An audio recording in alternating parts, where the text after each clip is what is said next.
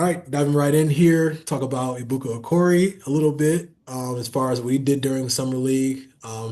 Do have his stats up as well. Don't have his averages, but I do like it's kind of going from like the most recent game to in backward here, I guess. Finished 27 last game, Summer League. 4 rebounds, 3 assists, and a steal, 1 of 5 from three. Um, Before that, I 14. got the total here if you want. You got the averages? Yeah. Oh yeah. All right, go ahead. 23.3 points, 4.3 rebounds, 5.5 assists, 3 steals, 37% field goal, 17% from three, 88% free throw. He had 7 steals against the Cavs Yeah. in the 12th. That'll get you on the floor. That'll So get you on the I floor. I already like, I don't like these combo guards,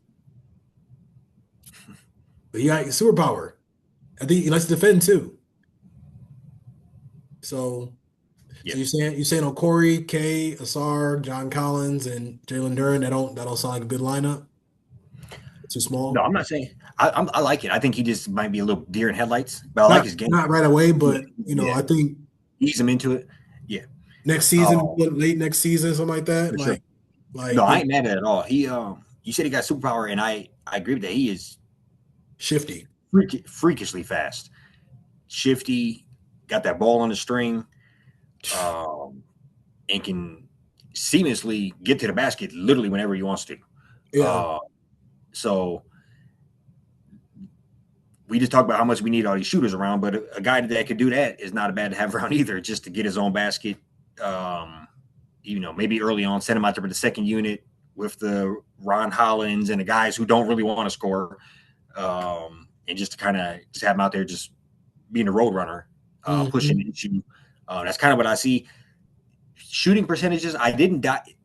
They are alarming. I didn't dive into them that Okay. much. Um, Summer League. yeah, because it's summer league, and I think you're not going to play as freely out there, with Cade and everybody else when you're the focal. They're trying to see what you can do. Hmm.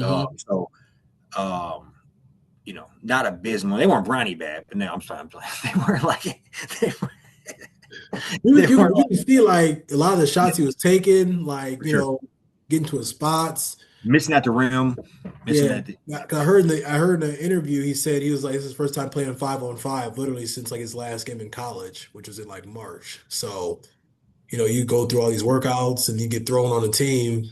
Yeah, like, 4 or 5 months later, it can be a little tough. But like what we saw for sure. I mean, I see the vision. I'm on board. Trajan, I think, it's been a successful off season. I like the draft pick. It's growing on me. I'm looking forward to seeing just what some of these lineups and stuff look like and just what will look like offensively this season.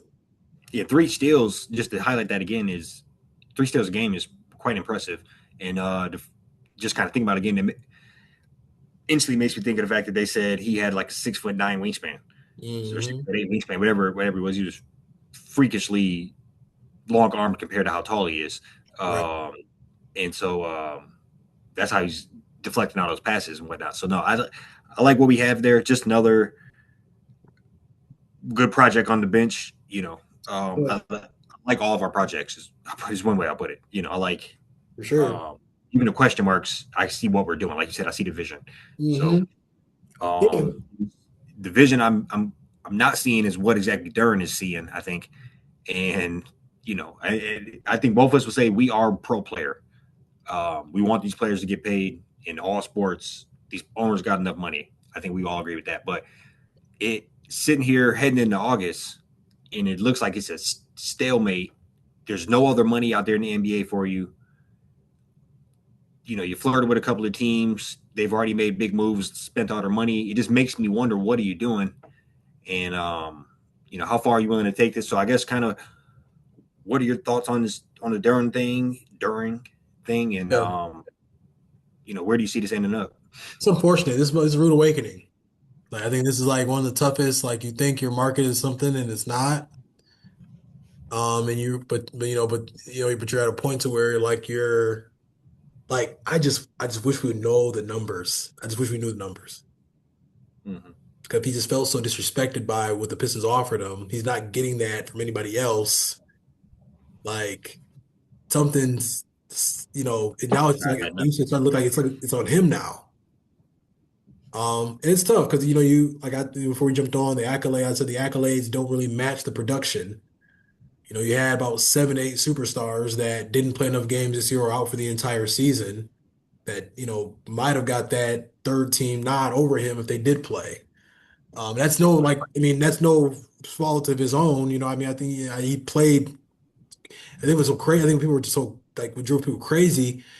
The same Cavs team he played regular season he had 33 and like 13. He sees him for a full series and he can't. He just looks like he just like fell off the face of the earth pretty much. So it's unfortunate because we're gonna see how things turn out because if he just wants to like, get money and like not be in Detroit anymore, like in maybe not the playoffs, okay. But how fractured is the relationship to where he won't even come back and sign what he was offered with us? Yeah.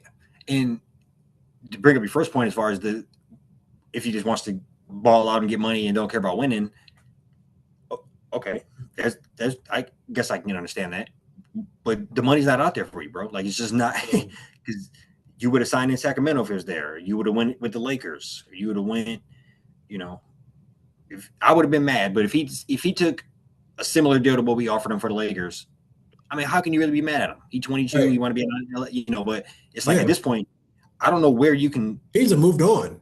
yeah, muster up his money from. The Pistons seem to have said, as far as I can know, who knows what these Twitter people are saying, but that we aren't open really to a sign and trade with them. We're going to demand something like very high power back or high caliber back, and that's just not out there for you. Hmm. So I don't really know where this goes, and as time goes on, I think it's to his demise because teams are only going to get more finalized. Teams, money's going to dry up quicker, and he's too young to try to take this into like any type of, I mean, what are you gonna do? An NBA holdout or something? Like it's kind of, yeah, it's Yeah. I'll just read this quick little blurb. Jalen Duren has been out of the cards for Sacramento from the very beginning. They had interest there, of course, but there's never going to be a sign and trade that Detroit would have been willing to function. And we're still getting intel, still receiving word out of Detroit that the Pistons have zero interest in playing ball on any sign and trade scenarios. So yeah, at this point, it's like you coming back for 9 million, or you're coming back for whatever they offered them.